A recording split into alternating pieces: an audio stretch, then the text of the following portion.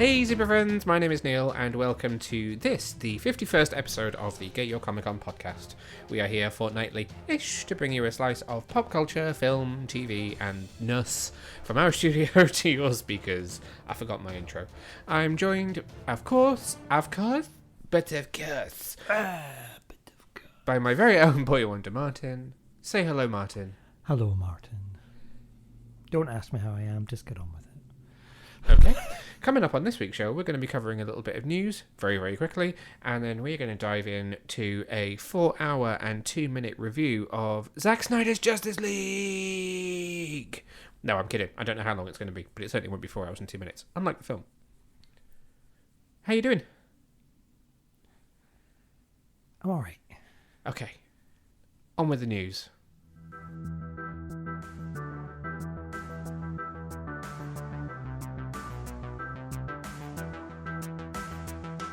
First headline this week is the news that Warner Brothers has announced that Godzilla vs. Kong will release in the UK on pay video on demand services from April the 1st. This film was due for release slightly earlier, a couple of weeks earlier, in America via the Warner Brothers 2021 method of HBO Max versus theatre. We kind of weren't expecting it to release in the UK just yet because cinemas are obviously still closed and not planning to open until mid-May. But Warner Brothers has confirmed that they will be going ahead and releasing the film on pay video on demand services from April the 1st. Are they really? Yes, it's not an April Fool's joke. It is genuinely, I've received a press release. It is releasing on pay video on demand services on April the 1st. We just got a very exciting sneak peek at 2 tracks from the soundtrack, which is by Tom Holkenborg, otherwise known as Junkie XL, who's also doing the soundtrack for Zack Snyder's Justice League. He has released a Kong theme and a Godzilla theme, which you can listen to on streaming services now. It's very, very cool. It's epically Holkenborg in its sound. Not quite his usual drums, but it's got that epic style of his that comes from being trained by Hans Zimmer. I'm not going to ask you if you're excited about this one because we've talked about it before. You just go, meh.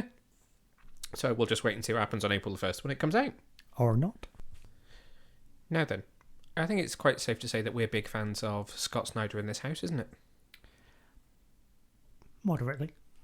I'm talking Scott Snyder, not Zack Snyder, just clarifying. Very good, very good.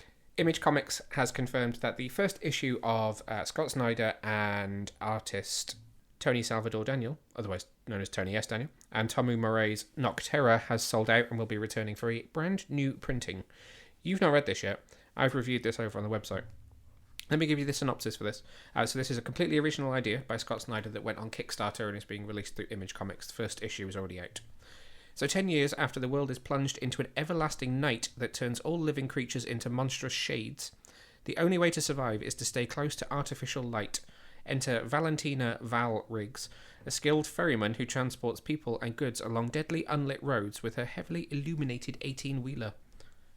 This March, legendary creators Scott Snyder, Dark Knight's Metal, and Tony S. Daniel from Batman unveil horrors beyond any shade in this extra-sized first issue. So it's done so well that it sold out its first printing and Image is sending it back for a second printing, which is amazing news for Scott and Tony because it's a really, really great series. Well, I say series. It's a really great issue. I have reviewed it over on our website, which is www.getyourcomiccon.co.uk, and I said, as the title suggests, the first issue of Nocterra is a full-throttle debut, exquisitely paced and beautifully rendered on every page.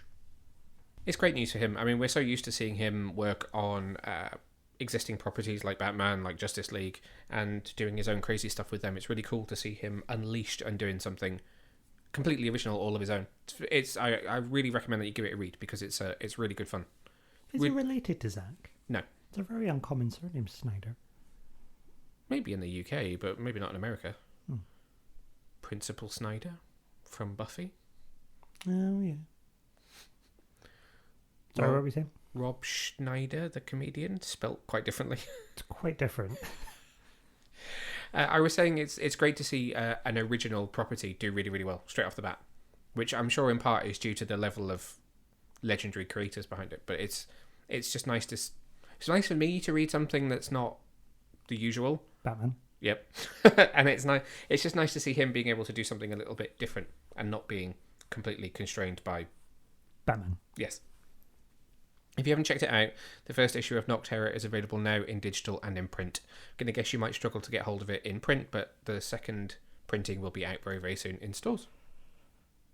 Third and final news story for today is that following the conclusion of WandaVision Season 1, which we will get to talk about, just not this week because, we've got 4 hours of Snyder to talk about, Disney Plus has released a new series called Marvel Assembled, of which the first issue is a behind-the-scenes special for WandaVision. It clocks in at about 55-56 minutes, and it's a really nice behind-the-scenes look at the show, which shows you how they did some of the stunts, the makeup, the costumes, and really delves behind the scenes on the show. I was expecting it to be a bit of a behind-the-scenes sort of puff piece, which you quite often get in this situation, but clocking in at almost an hour long, it was a really genuine peek behind the curtain at how Marvel Studios was able to make it happen. What are you laughing at? You peek behind the curtain. Ooh. Elizabeth Olsen hiding behind the curtain. Ooh. Hen. There's lots of interviews with the cast. There's lots of interviews with the creatives. You get to hear some of the development behind the show and how they wanted it to fit into the wider universe. And it's well worth a watch in that space between WandaVision ending and Falcon and Winter Soldier beginning, which is this Friday. That's it for the news this week. Get me for being quick and succinct in doing that. So let's take a deep breath and prepare to hear what you thought of Zack Snyder's Justice League. It'll be very quick. Wonderful.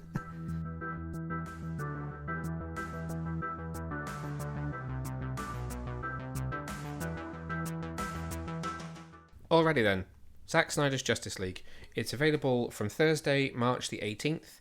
In America, it's available via HBO Max. Here in the UK, you can catch it on Sky Cinema and Now TV. You can check out the official Zack Snyder's Justice League website for international listings, which will tell you exactly where you're able to get hold of it in your country. It's going to be released on disc and waiting for confirmation on digital, as in to buy on digital, in May. We currently know that it's releasing in Germany and Australia on 26th, 27th of May, so expect it to drop in other countries around that time. Do I need to rattle off who stars in this film? Not really, but you'll do it anyway. You got Henry Cavill, Ben Affleck, Ray Fisher, Ezra Miller, Arthur Curry, Jason Momoa, and Gal Gadot. And then featuring, obviously, the voices of Kieran Hines as Steppenwolf and I believe it's Ray Porter. Yes, Ray Porter as Darkseid. I guess you could go into the secondary characters, in which you've got Willem Dafoe, J.K. Simmons, Jeremy Irons, Joe Manganiello, Diane Lane, Robin Wright, Connie Nielsen, Jared Leto, Amber Heard, Amy Adams. Anybody else you want to throw in the mix while you're at it there? Jesse Eisenberg, Kiersey Clemens, Harry Lennox, Joe Morton. I'll stop there, shall I? I'll stop there. Written, of course, and directed by Zack Snyder. Right, so first of all, a big thank you from me to the teams at Warner Brothers, HBO and Sky for getting us an early sneak peek at the Snyder Cut. We got to watch this over the weekend twice. For me, personally, you only sat through it once, because 4 hours is quite an undertaking. I'm not going to talk at length about what we were feeling about this film beforehand. You can go back and you can hear our thoughts on it in any podcast where the Snyder Cut is mentioned in the synopsis. I was looking forward to it, but slightly on the fence. You were very much on the fence, and okay, I'll see what he does, but I don't desperately need it in my life. Okay, so what did you think? It was alright. Okay, so that was a positive. It was alright from you because it went up slightly at the end. Did it? Like that. Interesting. So first of all, the runtime. How did you feel about that 4 hour period? How did I feel about the 4 hours? Did it feel like 4 hours to you? Did it feel like 5 hours? Did it feel like 3 hours? Well, you're asking me too many questions now. How am I feeling about the 4 hours before I've watched the 4 hours, or am I feeling about the 4 hours during the 4 hours? Did it feel overly long, is what I want to know. Yes. Okay, it did. In, I'm guessing, not a good way? It wasn't a bad way, it was just long. So it wasn't a case whereby you were... I didn't lose the will to live in the middle. No, but you weren't so excited that you felt like it was just gone in a flash. No. Oh, For no. want of a better phrase. No. If I was in the cinema, I wouldn't have coped. No. Or it'd be too long in the cinema chair. I do wonder what that would be like in the cinema. I do think if I was to see it in IMAX, that would probably be quite exciting just because of the size of the screen and the epicness of the visuals. But I do wonder what it would be like in just a bog standard cinema with it boxed on screen. You would need to be in like one of those lazy boys or lazy man or ones where you can put your feet up. I think you call it probably it's event cinema rather than just average cinema going, if that makes sense. I've never been to an event cinema. No, I mean like because it's a big event, you would only go and see it if you were seeing it in the right format. Oh, okay. Not like an event. Like this is a special event. Have a stool for your feet because it's bloody long. Well, I suppose, yeah. Like, what you mean, like secret cinema, let's dress up as superheroes and act out a story and then watch the film. Yeah. Yeah, that would work. I just mean you wouldn't just drive down to your local cinema where you were seeing it in the smallest screen in a normal seat where it's squished kind of thing. I mean, you want to see it on the biggest screen you possibly can, and it's the kind of thing that you're only going to go to because you desperately just want to see it on that screen, and it's the biggest format you can. Yeah, that's an event. Yes. Dictionary definition of an event. Personally, I don't know how long it felt like. I don't have a perception of how... Well, obviously, I know how much time passed. I don't have a perception of how I felt other than at the end of it, I was like, oh, okay. That didn't feel like 4 hours to me. There was enough excitement for me that I didn't feel the passing of time during watching it. Very interesting. You don't sound overly interested. Well, no, it's just interesting your perception of time and, is time travel really possible if, you have fun and time travels much faster? Well, that's for a scientific podcast about the Speed Force. What about the kind of chapter structure? Do you think that would have been how it was if it was a mini-series and it would have been episodes? Do you think it would have been those individual chapters? I just assume that's why they were there and they just left them in. Because there was quite a variance in the length between the chapters. Some of them were quite long and some of them, like, I think it's chapter 4, whenever they get to the point where they do the tunnel fight with Steppenwolf, that's really only that battle is that chapter. It's quite a short one. So I wonder how that would have worked, whether we would have had a couple of sort of hour-long episodes and then a really, really short one and then a couple of longer ones. Didn't quite... We've talked about it before, but I couldn't visualise whilst watching it how it would have worked as a mini-series rather than as a 4-hour film. Yeah, I didn't really see the need for the chapters. Won't ask you which your favourite chapter was then. I know, don't do that because I wouldn't be able to tell you. That's why I've got 14 pages of notes in front of me from when I watched it the second time. Oh, I would have just picked a number like chapter 5. So chapter 5 is actually the only chapter where I missed to write down when it begins. So yeah, that's it. That was the favourite chapter. Yeah. Loved it. I can tell you that chapter 6 begins on the Kent farm when Superman has been resurrected, and part 4 starts on the GCPD rooftop. So somewhere in between is when part 5 happens. Anyway, that's an aside. You write 14 pages of notes. I did write 14 pages of notes. Jesus. Yeah. You can hear me leafing through it in the background. You'll probably hear a cat chewing on it in just a second. I got a hand cramp. I did. Right. It's very difficult. I'm so glad that James is the one who's doing the written review for this that you'll find on the website, because I'm not sure how I would tackle this and make it work, which is why I'm struggling to figure out the best way to cover it in a podcast as well. Let's talk about the story. Do you feel like it was significantly different, or do you feel like it was just the same story presented differently, if that makes sense?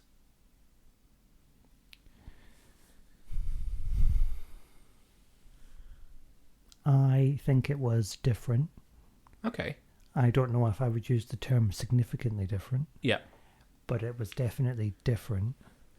And I appreciated that they removed all of the fluff that I didn't like from the Whedon version. Yeah. Like all that stuff was like, oh, mother, I love you, mother. I'm like, it's a box. Jesus Christ. Why does he keep calling it mother and talking to it? Mother is calling. Mother needs me. Yeah. Mother, where's my tea?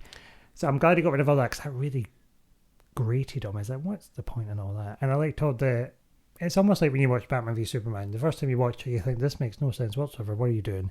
Then you watch the extended version, you think, oh, that's where all the story is. That makes much more sense. Yes. That's exactly what this is.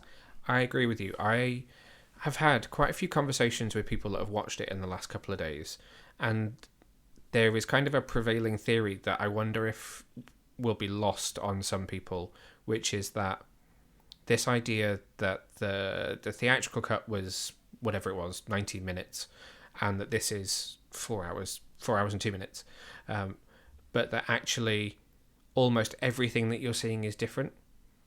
Because when I watched this film, this version, the first time, at the end of it, I suddenly thought, what did I just see that was actually different?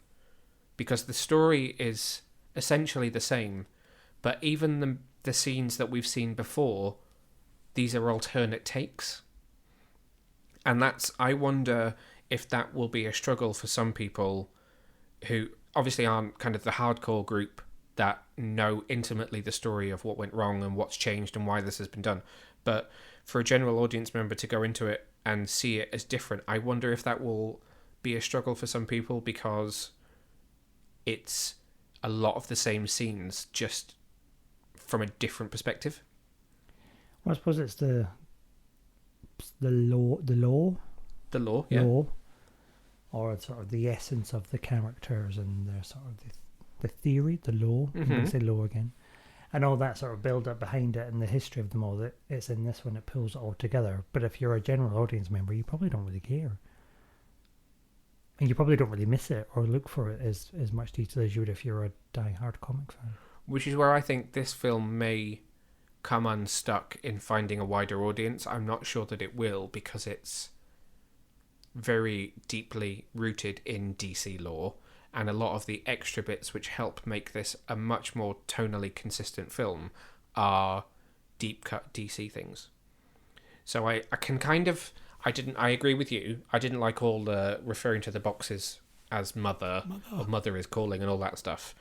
But I can see that was an attempt by the studio and the filmmakers who were put in charge to try and make it more accessible to a wider audience. There is, I suppose, an argument that if you aren't intimately familiar with DC Comics, that you won't get that there is this planet called Apocalypse ruled over by this guy called Darkseid, who has incredibly futuristic tech that's built into mother boxes, and then these boxes can basically change any matter into something else, and that he'd been to Earth previously, they'd been left here, yada yada yada yada. I wonder whether that, which was absolutely amazing in this film, and everything made sense to me, and everything I was like, yes, that's pulling from Jack Kirby, that's pulling from this, you can see all of the different comic book sources that he was pulling from, and I just think that was amazing for me. But is it going to be amazing for people who aren't intimately familiar with it? I agree. Okay. I wasn't sure what to say to you. I disagree. Did I just talk you into submission? But on the flip side to that, I do think that there is I don't want to say a lot of exposition, because I wouldn't say there was a lot of times where we were being told exactly what was going on. But I do think that there is enough explanation in there that if you are to watch it, it makes sense in context of what you're watching. But would Joe Blogs or whoever go and sit in the cinema for 4 hours and 2 minutes? Well, 4.5 hours with all the ads and everything. Unlikely. Completely unlikely. Which is why I think this film is very much for the people who want it. I think it will probably find more of an audience as time goes on, because there will be a positive word of mouth about this compared to the theatrical cut.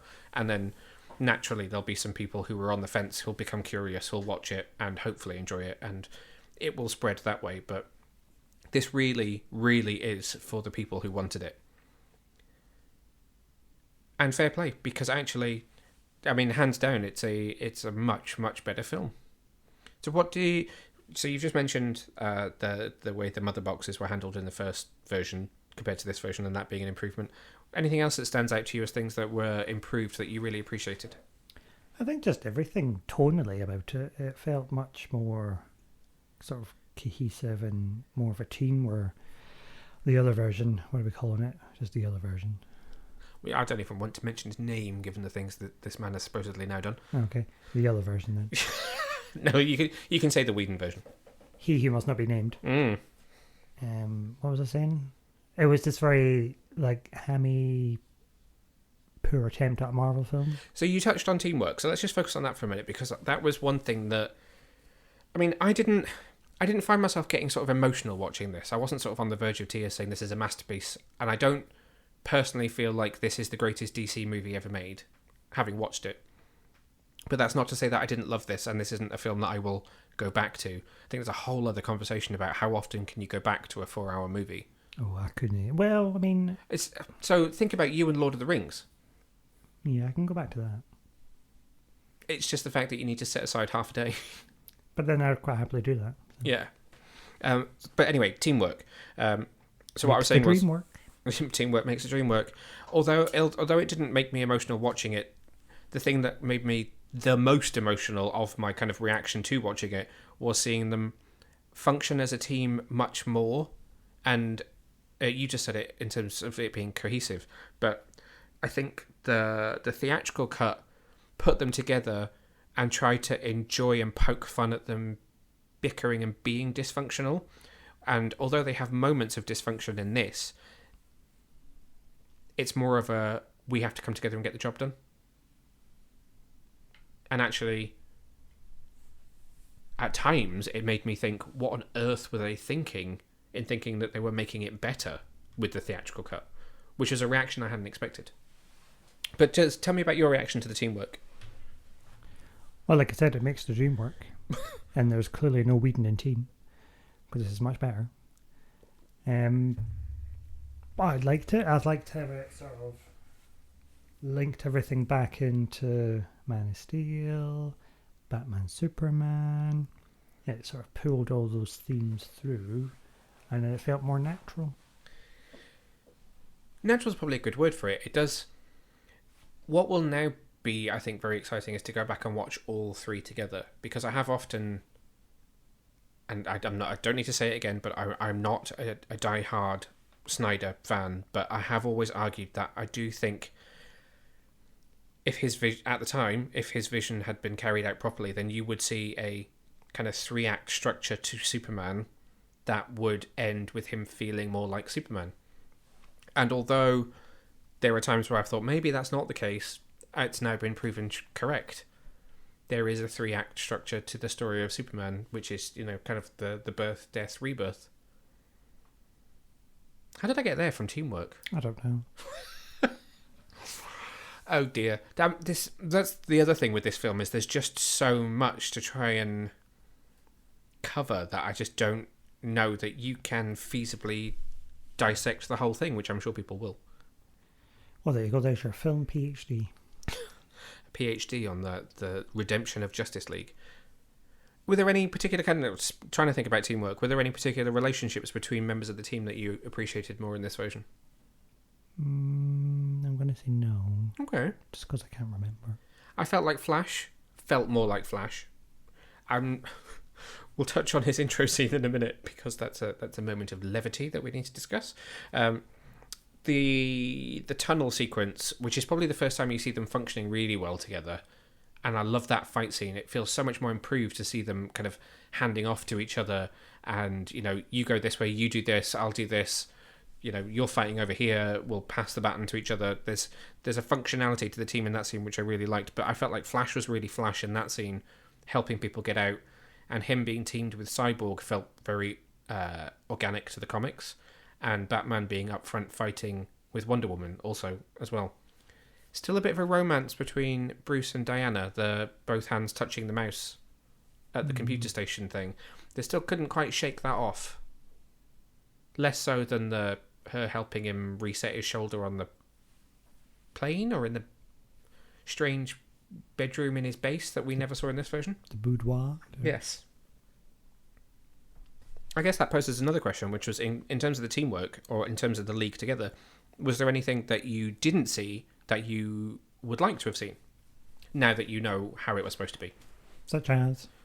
Well, I don't know, you tell me. Was there not enough of a kind of circling back on Batman and Superman or anything like that?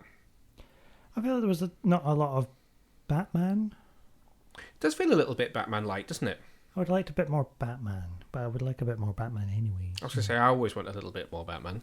Give me a little bit more Ben, a little bit more Batman, a bit more Alfred, actually. I want to see a bit more Ben and Alfred. There were some nice scenes between Alfred and Diana. Yes. Making the tea. Don't scald the tea.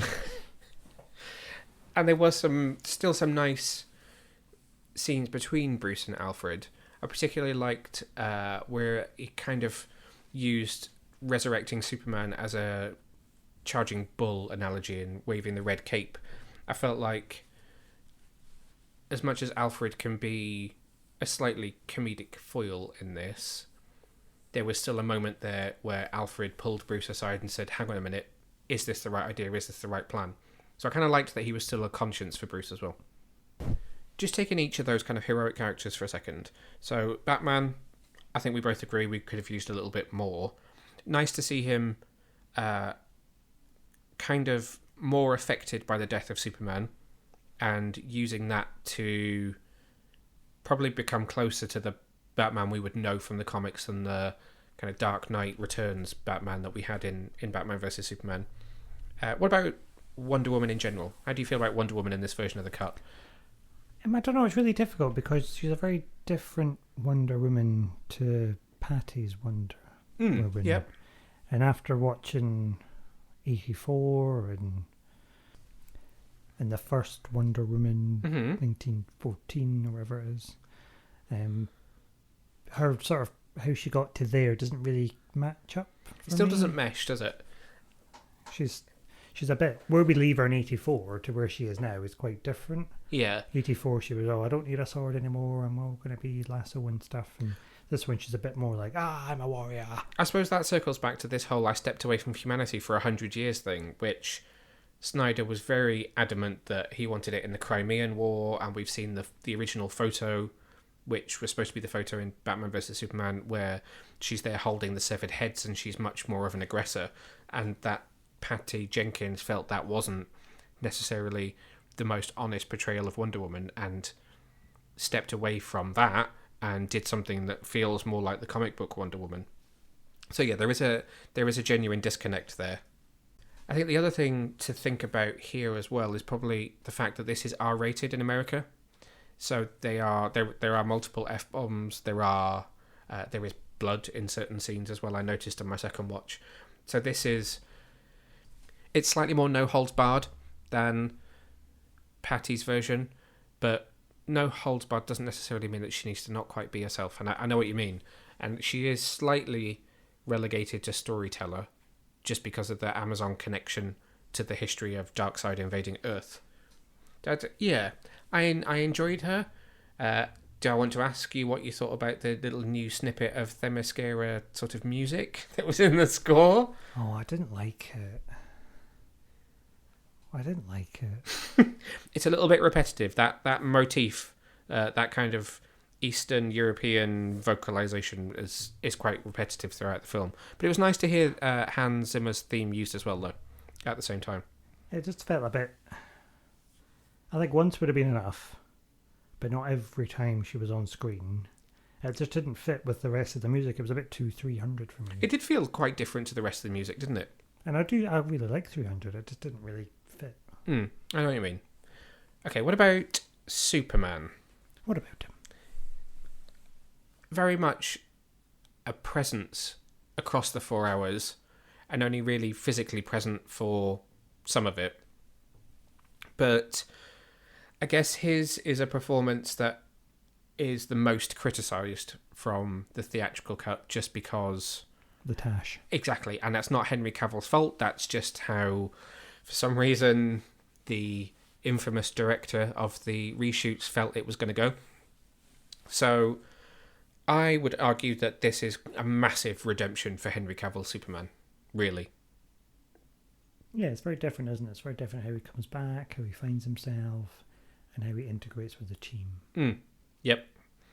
I think it feels much more like Superman in a very, very quick arc that goes from I was dead, I'm now alive, I don't know who to trust, to what is now quite a beautiful, hopeful scene of him in the cornfield at Kent Farm, to him putting the suit, I was going to say suit back on, but it's not the same suit, obviously, it's now the black suit, and joining the League. To that, when do we see him last? Oh, the last time we see him is the shirt rip, which I thought was a reshoot, so I was surprised that it was still in there, because it's not, it's a Zack Snyder shot, but I was interested and would love to get the chance to ask why. Firstly, he seems to be Clark Kent again in that shot, so how have they resurrected Clark? But why he's still wearing the black suit under the shirt? I was really surprised by that. Maybe he likes it. True, I mean, he does wear it for a period of time in the comic book. My anticipation was, or my expectation was, that he would wear the black suit for his resurrection and for his time joining the League and fighting Steppenwolf, and that at the end of the film we would kind of see him accept his Man of Tomorrow, Man of Steel, heroic mantle again and put the old suit back on. So I thought we would have seen the normal suit, but we didn't. Maybe it was the light. No, it was definitely the black suit. But anyway, tell me your thoughts on Cavill in this. I mean, it was alright. I mean, he was a good Superman. He had a very cohesive arc. There was no funny lip. Nope. I was all for it. Did you want something a bit more deep and meaningful? No, not if you don't have anything to say. I wondered whether you had any more of a sort of visceral reaction to this version of the character. No, there was no viscerals. My visceri was intact. So on to the Flash. Let's talk about the Flash for a sec. Let's be quick about this one. Oh. Introduction scene was one of the only deleted scenes on the previous home video release. So we've seen a kind of previs version of this with Iris, Kiersey Clemons playing Iris. Now we get the full scene as it was meant to be. And I don't quite know what to think. Oh, is this the sausage? Is this the sausage? I don't know. It was a bit weird. Yeah. It was an odd focus on a slow-mo sausage. So let's ignore the sausage for a minute. Barry Allen... I just feel like it's looking at me, though. I don't know if I can. Barry Allen goes for a job interview at like a dog walking place, meets Iris. She's a little bit distracted trying to start her car. Truck driver's a little bit distracted by his big belly burger. He smashes into a hot dog stand, in turn smashes into her car. She goes flying. He busts through the window and rescues her. So what, again, ignoring the sausage, what do you think of the scene? It was a good scene. What do you think about the Speed Force kind of effects? So I guess first you see his shoes breaking apart. So the idea is that his interaction with matter is very different when he's using the Speed Force. So the shoes break apart and he's barefoot, and then the way he pushes through the glass. What do you think about some of those special effects? They were really well done. It was nice to see them not just do a simple everything around him is slow. I felt like there was a lot of thought put into his kind of scientific interactions with the matter around him. So I appreciate that. I felt like this was one of the slow-mo scenes that maybe went on a little bit too long. I mean, there was a lot of slow-mo in general. A lot. It seemed to me like there was a lot of slow-mo in the kind of first hour and a half, and then not very much in the middle, and then a little bit more again towards the end. I mean, I feel like I could probably shave an hour off the film just by speeding up some of the slow-mo. That would probably be one of my biggest gripes with the film, would be the amount of times that there was slow-mo. So this scene in particular, to me, felt very, very long and could have been slightly sped up. I think for me, this scene was the one that felt the most disjointed. So kind of an exorbitant amount of slow-mo, but good action that was taking place on screen. I have nothing against the accident, the way he saved her, just that it happened a little bit too long on screen. But paired with quite a I'm going to use the word maudlin song, of which there are several quite maudlin songs in this film. Snyder seems to have a bit of a penchant for a maudlin tune. So the kind of the mix of the action and the song, and the fact that it was then underpinned by this joke about him not doing very well in the job interview and thinking, whilst saving her, I'm going to take a slow-mo flying sausage from the hot dogs. So this is all because the hot dog stand has been hit by the truck and sent all the food flying. And then when everything will go back to normal, I'll get myself the job at the dog walking place because I'll feed the dogs a sausage. I didn't feel like the joke landed, and I felt like those three elements, the slow-mo action with the kind of romantic undercurrent, the music, and the sausage joke, I didn't feel like the three worked together very well at all. No. It was just a bit weird. Yeah. Well, that was what I was trying to say, but I was trying to tell you why. Oh, a slow-mo sausage. I mean, does you need to have any more explanation than that? No. That aside, I feel more... Well, actually, I've always said that I was quite anticipating his Flash movie, because I do quite like Ezra Miller, and I do think he's good in the role. But I feel like I got a better understanding of his characterization of the Flash in this version of the film. His characterization? Yes. Yes. He suffered from some quite obvious reshoots, like the brunch thing in his laboratory when he's with Bruce. There's that really obvious moment where he's been green screened into a still shot of his background and his hair is completely different, and I felt like he was quite short changed by the theatrical cut. I don't know what your thoughts are. Yeah. I don't know. He's a different take on his character. Feels a little bit more flashy than just sort of there's a quick joke. One of the big things that's missing from this version, and is very different in this version, is him during the tunnel scene. Here, he helps rescue the hostages, and obviously there's a very big show of the Speed Force towards the end of the film as well, in the third act. But from that tunnel scene, what we had in the first version of the film was him being incredibly nervous and saying, "I've never done anything like this. I've just pushed some people and run away." Yeah, that's interesting, because if you think when he's talking to Bruce and he knows gorilla sign language. Yeah, we're clearly suggesting that there's more of a history here. Yeah, so you were sort of changing that to he's an established hero that, has gone up against villains and can hold his own. And obviously in Suicide Squad, the scene of Boomerang being arrested is Flash busting him in the middle of a bank vault. And that's not a new Flash, that's a Flash who knows what he's doing. So for him to go from that film to the theatrical version of Justice League going, "I've just pushed some people and run away," this is a much more consistent version of his character. The representation of the Speed Force in the third act of this film, I think, is spectacular. It's very well done. It's incredibly well done. And he actually kind of becomes the hero of the film, in some respect, for saving the world. He is the one who saves the world. And he sort of alludes to Flashpoint in that, I can't run too quickly because, Time travel. Stuff happens. Yeah. And that then becomes, for me, another moment where I was watching this film and thought, what the hell were they thinking in changing it to the way it's represented in the theatrical cut? Because it was... Okay, it wasn't a straight-up performance from the comics, but neither would I say is Grant Gustin's. But it was... I mean, he had Speed Force powers, there was time travel, there were references that are straight out of the comics, and yet they took all of that out.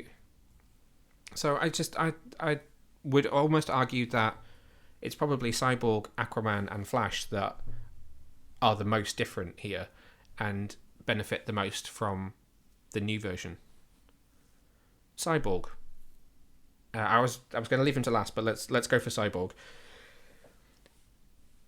I mean, it's almost like a totally different character.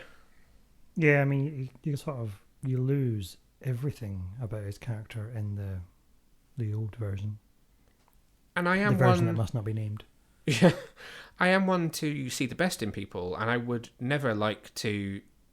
I mean, clearly, Joss Whedon is a arsehole, so we'll put that out there. But we're going there. Yeah, but my reference was going to be to Jeff Johns, because Jeff Johns is somebody who I always looked up to as a comic book writer, and so I was very saddened by the fact that he potentially is quite a racist. So I kind of didn't want to see that of the theatrical cut, and Ray Fisher kind of saying, they took everything out because I'm a black man and they didn't like me, which is an incredible oversimplification of the situation. But actually, when you see how much Zack Snyder shot for the character of Cyborg, which has now been restored, you do have to kind of think, so we lost a little bit of Flash, we lost a little bit of Aquaman, we did basically lose the entire of Cyborg. Yeah, it's weird, isn't it? And it was such an important storyline, because he was sort of the essence of the mother box, explaining everything that's going on. But then, because they changed what the mother boxes were and all those squares and stuff, it kind of goes hand in hand with some of the changes that they made. Yeah. But at the same time, I mean, they could have kept all the stuff about his dad dying and the football and his mum. So origin story was very, very on point, correct, as far as I can recall of the comics, for me. So that was great to see. I do question whether when you run into A&E that the doctor would go, "Oh, hello, Mr. Stone. Sorry, your wife's dead." And your son's dying. But, we didn't have a lot of time to get through that scene, and they were trying to keep the pace up. So I'll forgive them that. But I thought it was, other than some slightly harsh words from the Doctor about the fact that his family had been massacred, I thought that was quite a good overall origin for him. And interesting that people thought beforehand it was going to be quite a large chunk in the middle. And although it was longer, it was split up a little bit, because we obviously got some later on when he was talking about mother boxes. But whilst I don't know that I fully agree with Snyder saying he's the heart of the movie, he's very much a central point in it, as you just said, because of his connection to all of the tech and everything. What do you think of the way they represented his interaction with systems? Very Matrix. I like that. So I was trying to remember when I was watching it the second time what it was like in the theatrical cut, because there was a similar-ish scene where you saw him looking at what was like a computer screen, like a holographic computer screen in front of him, and that was totally different. And that was all we actually saw in the theatrical version, whereas I thought it was really clever for him inside himself, or inside that kind of Matrix world, to be visualized as himself uninjured. Both an opportunity for him to act not in a complete green screen suit, but also to interact with the world in a different way. And it just made it much more visually interesting. I'm nodding, sorry. You're nodding? Yeah. I'm going to have to get some sort of laminated sign to hold up that's like, "You're nodding, it's a podcast." Yeah. Applause. What were you saying? Cyborg. Good. More Cyborg. It was good. I like the visual representation when he goes in his mind. Oh, well saved. Yeah. Were you looking at your phone again? No, I've got a cat money. It was, yeah. I'm just trying to reflect on some of that stuff as well. It was interesting how that then interacted with explaining the story of the mother box that was looked after by the World of Man as well. So we've seen that shot many, many times before of him walking in his sports jacket and stuff, but never in any version that we've seen of it did it have a Nazi backdrop. So it was interesting how that scene has been perceived to be part of his origin, but actually was something completely different in the film itself. Yeah, that was a bit daft, wasn't it? Let's give this box to men who'll bury it 2 centimetres under a daisy and wonder why it's been discovered. Yeah, well, he didn't do a very good job of burying it in his own grave either.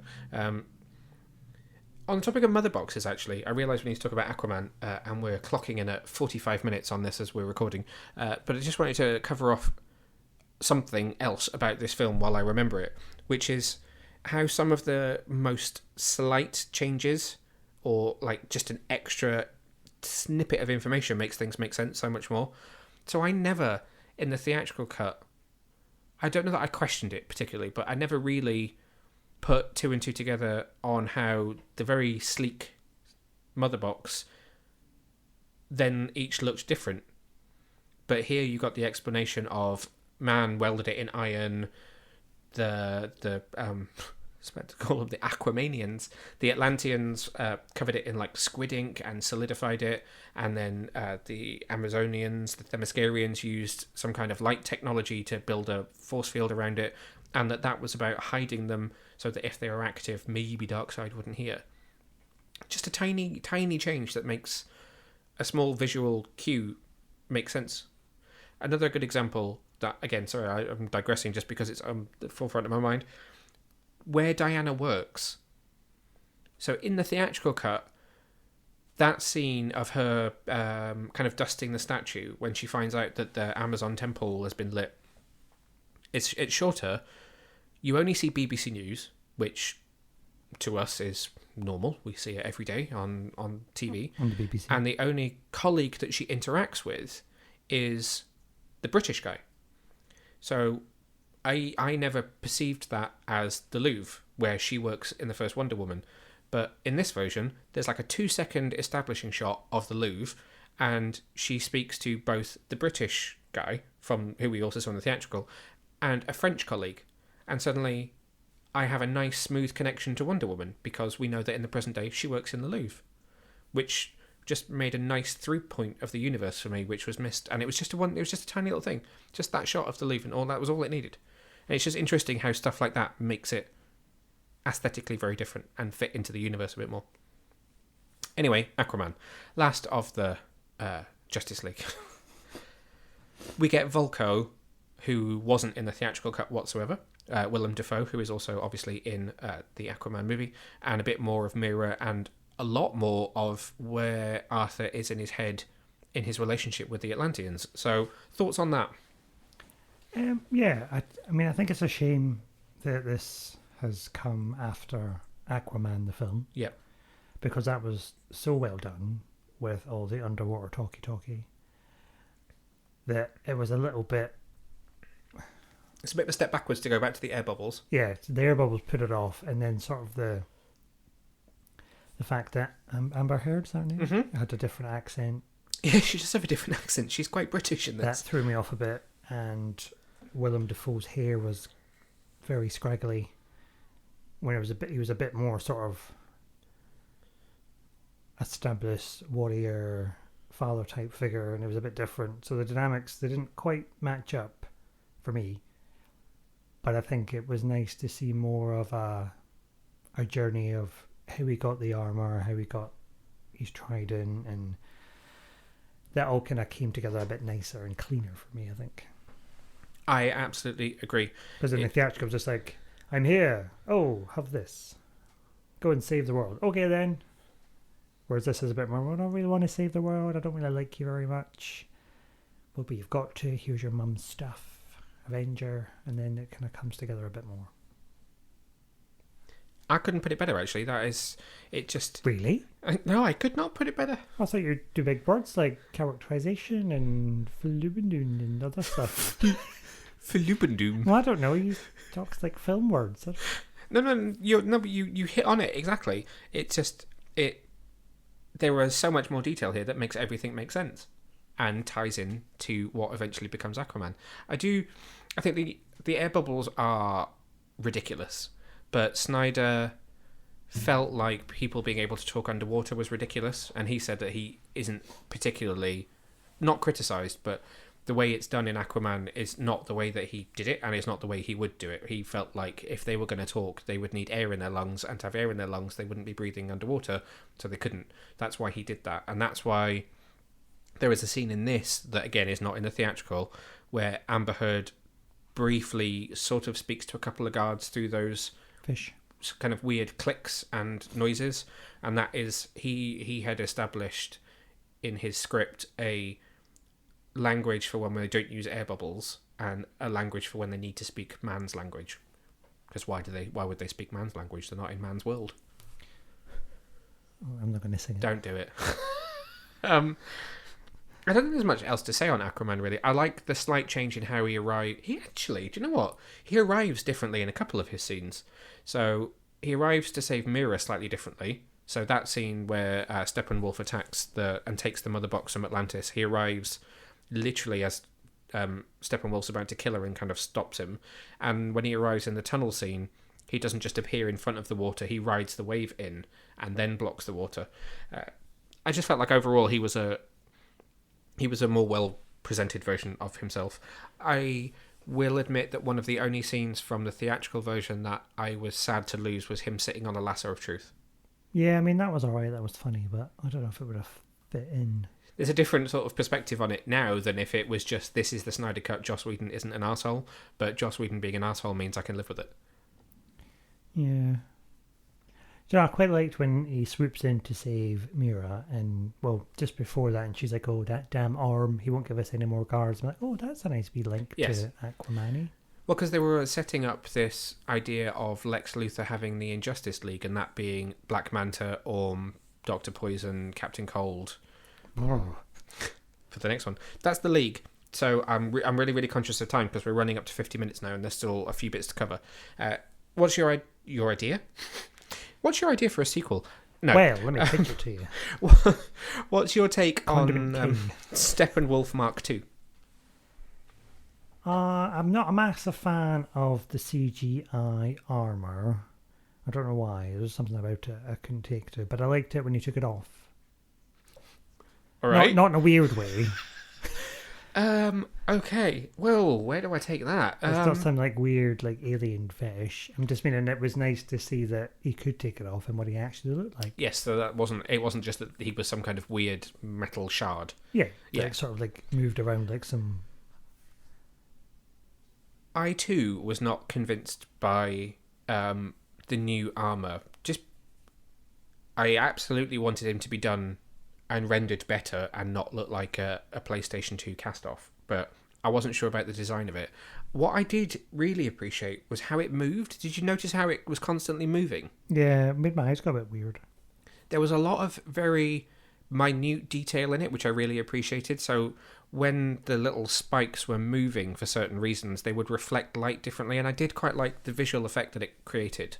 I still, like you, I'm still not 100% sold on the design of the outfit itself. But I'd like the change in his character from being more of a for Darkseid than, oh god, I'm really sorry, Darkseid, love me again, please. I mean, in the theatrical cut, he doesn't have a motivation. No, he's just there, isn't he? He's just like... Whereas now... Intergalactic bully. I was a bit like, he tried to overthrow Darkseid? What the hell did he do? What made him do that? Well, families. Families, indeed. But it was nice for him to have a motivation, and it was interesting to see him be so desperate for, like, dad's love and attention. It was basically daddy issues. And he did have quite a gruesome end. He did. So what did he... Okay, I'm trying to remember what happened in the theatrical cut. He does lose his head in the theatrical cut as well, doesn't he? No, they sort of leave him to the parademons to nibble. Yes, the parademons eat him alive and he disappears up a boom tube and you don't really know what happened to him. It's the helmet that falls off, isn't it? Thank you. It's been a while since I've watched the theatrical. I do kind of want to go back and see it. I'd always said once this was out I wouldn't go back to it. But now I'm intrigued to go back to it and see how I feel about it now. But yes, he does meet a much more gruesome end, with his head rolling to the feet of Darkseid. And it then gets a bit squishy. I must remember to put a spoiler warning so at the beginning of this. If you've not watched it... every piece of social media that goes around the release of this podcast will say, spoilers! Spoilers! Which leads us to Darkseid. Now, Darkseid. Actually, it's worth noting that I do think they'd augmented his voice a bit more. I think his voice was different. I mean, it's same dialogue, same actor, but I felt like they'd edited his voice slightly differently. It was a bit more menacing. As was Darkseid's voice. So, what I was just about to say was, I do think there will be a few people who are disappointed by the amount of Darkseid in this film. I do wonder whether people think there's going to be some kind of like Darkseid takes on Superman. And they do stare at each other at one point, but that's it, really. He isn't on Earth. He's very much elsewhere, overseeing from a distance. So I do wonder about whether there'll be some disappointment there over the amount of Darkseid. But what do you think about the amount of Darkseid that we do get? I mean, it's more than I was expecting, so... It was nice to have him there. It was nice to have the Darkseid fam. So what were you expecting? I wasn't really expecting anything. Were you thinking he might just appear at the end and be like, "Oh, what happened here?" He'd just be like, Darkseid angry. Okay. I thought that considering he was added in later, he was rendered really well. I was worried that he might be a kind of cheap sort of bonus visual effect, but actually, no, he looked really good. I like that there was quite a good definition between the young version, who we see in the flashback, which, by the way, is epic this time around. Would you not agree? Yes. Do you know what I just asked you because you were looking at your phone? No, you said it was epic. I agree. Okay. And the older version that we see later in the film. I like that there was a definition between the two. Would you like to see more of him? Would you like to see Henry Cavill Superman take on that Darkseid?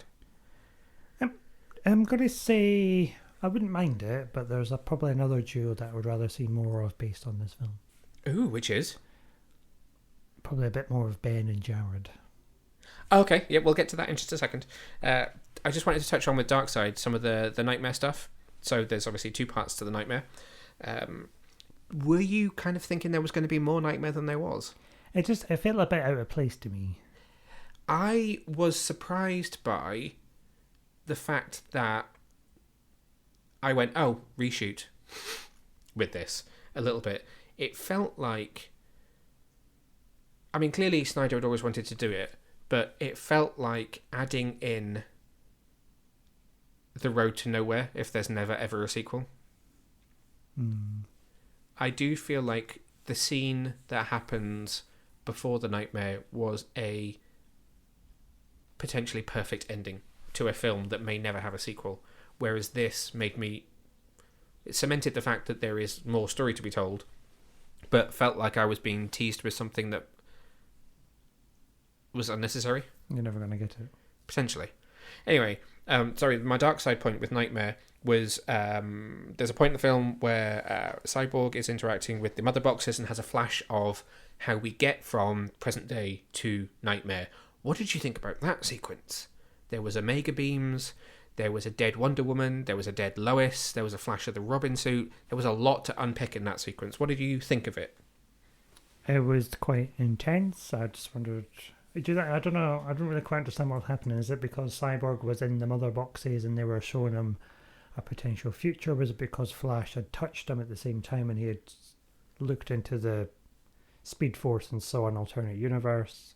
Did Flash touch him as he ran past him? I think he sort of touched him a little bit. That's my impression of it was. Yes, that would make more sense than the mother boxes showing him a potential future that happens to be the same future that Bruce Wayne happened to see, because otherwise it's a little bit tenuous. But that is, from Snyder's outline of what he would have done in Justice League 2 and 3, those are the steps that would have taken us to the Nightmare. So Wonder Woman would die trying to protect Lois because Darkseid identifies that she is the thing that gives Superman hope. So if you kill her, he has no hope and he will succumb to anti-life. So Wonder Woman dies trying to protect her. Darkseid catches up to Lois and Batman in the Batcave. He completely eviscerates her. He's already killed Aquaman in Atlantis, Omega Beams, and Superman, crying over her burnt corpse, kneels to Darkseid. And that's what leads us to where we are. Really interesting, because Henry Cavill wasn't available for reshoots, use of Man of Steel footage in that shot, which is really obvious but completely forgivable because it wasn't available. But very out of nowhere, tantalizing little sequence there, I thought. And then that leads to what you just alluded to, which is the final nightmare scene at the end of the film featuring Jared Leto. I guess there's a lot of Robin talk there, which puts this squarely in your territory. So, Boy Wonder, give us your thoughts. I mean, I really liked it. I mean, it's the sort of the Joker that we really should have had in Suicide Squad. Remembering that he's talking about Dick Grayson as well, not Tim Drake. Yeah, not Tim Drake. I didn't mean Tim Drake at all. I meant Jason Todd. Sorry. I try not to think about that, though, because it upsets me. But he's sort of that portrayal of the Joker and that relationship is what we really should have had in Suicide Squad, not this sort of crazed, tattooed, blingy gangster. Yeah, it's toned down a lot, isn't it? It felt more like a Joker. Like a really good Joker. Like oh my god, that would be an amazing Joker to see. Give me more of that. His voice felt slightly different. to I'd how watched he used 4 it. hours of that. His voice felt slightly different to me to how he used it in Suicide Squad. I suppose he's a different, isn't he? He's more battle war. Yeah. He's gone through some stuff. You know, the relationship between those two is quite strained and different. So yeah, more of that. Just give me more of that. What did you think about the rest of the stuff that happens in that scene around it? I completely is blown out of the water by those two. Yeah, that's true. It is. It feels very much like set up for them. So you've got a CGI Ezra Miller, because I don't think he was there for reshoots, and that's why he doesn't speak. Who else you got? You got Cyborg, you've got Mira, and you have Deathstroke. It's nice to see more of Joe Manganiello as Deathstroke, albeit very briefly. Would like to see more of that character for sure. I'm so torn on it because it's a huge moment having that Batman and Joker on screen together. But at the same time, I just don't know what I'm supposed to do with it. Well, I mean, you're just supposed to send all your love to Ben and say, we love you, Ben. Ignore all that stuff that happened.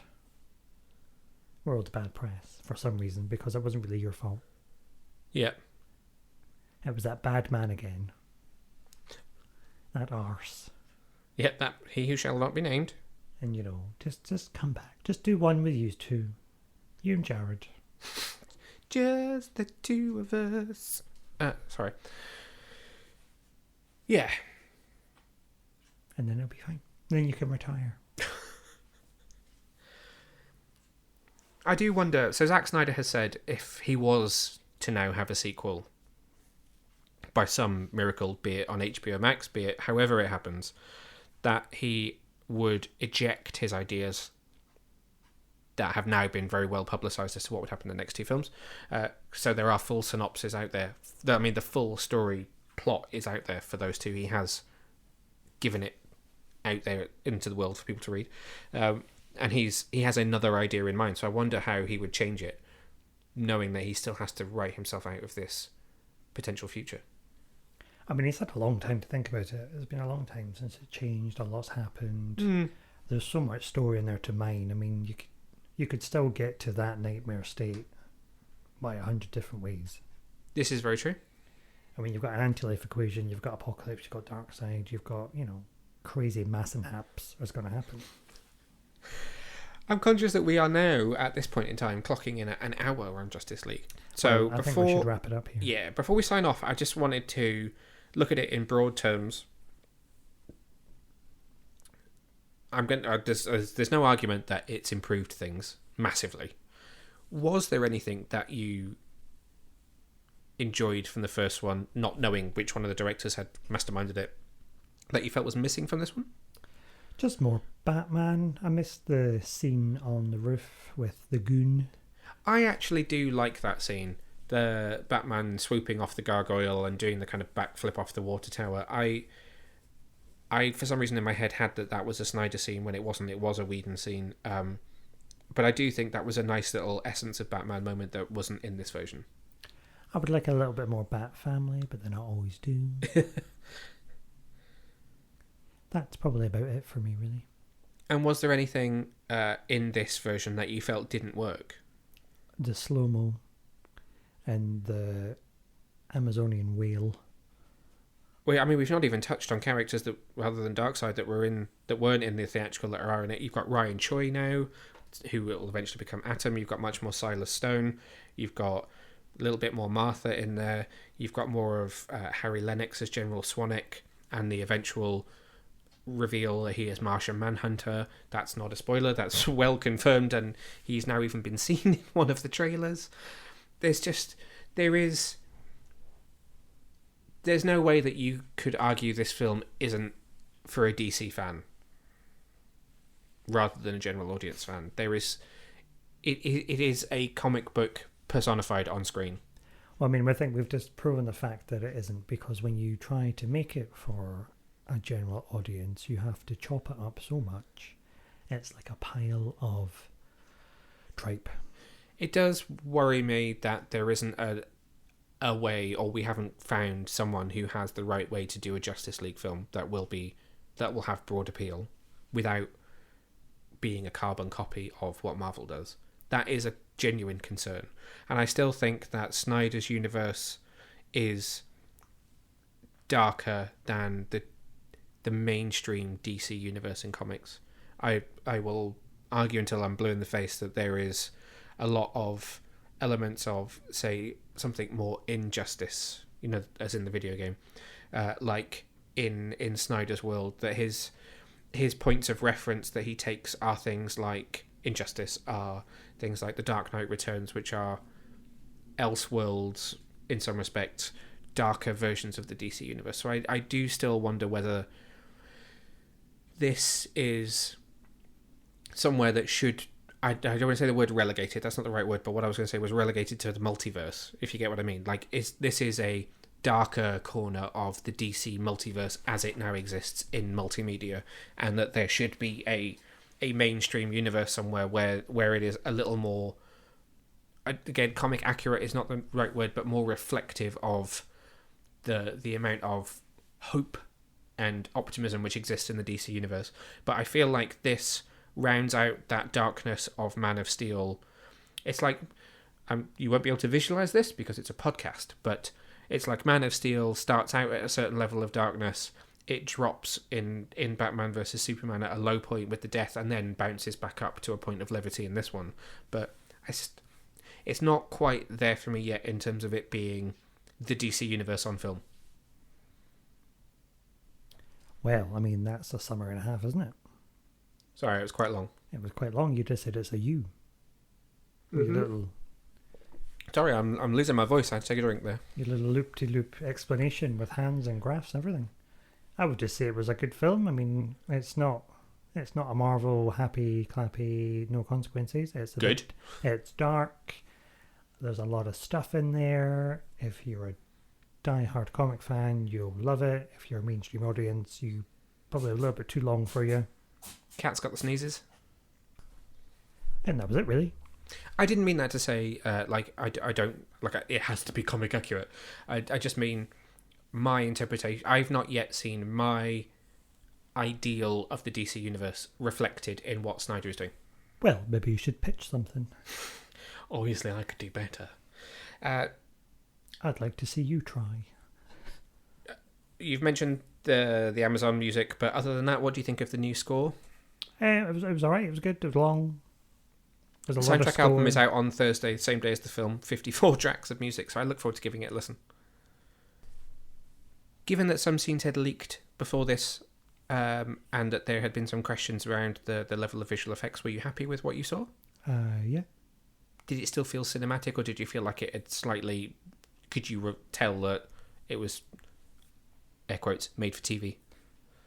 Just one scene with Lex Luthor who was clicked and oh my dropped in the god, pool. Lex That was Luthor. awful. That was like a Supergirl click and drag. Yeah. I mean, other than that, everything else was fine. Other than that, I thought it was really... I would agree with you. Other than that, I felt like everything else in this film worked really well. I think I've talked myself out. There's nothing else in my notes that I can see that's worthwhile saying.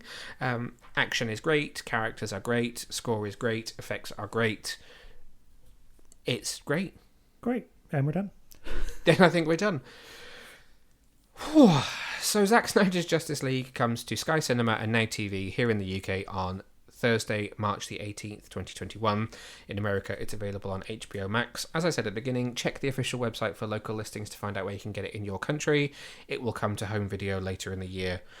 Written review by the wonderful James from our team will be on the website very, very soon. Probably may even be there by the time this podcast comes out, so you'll be able to see his thoughts as well. As always, thank you for listening. Hello to Claire, our Patreon.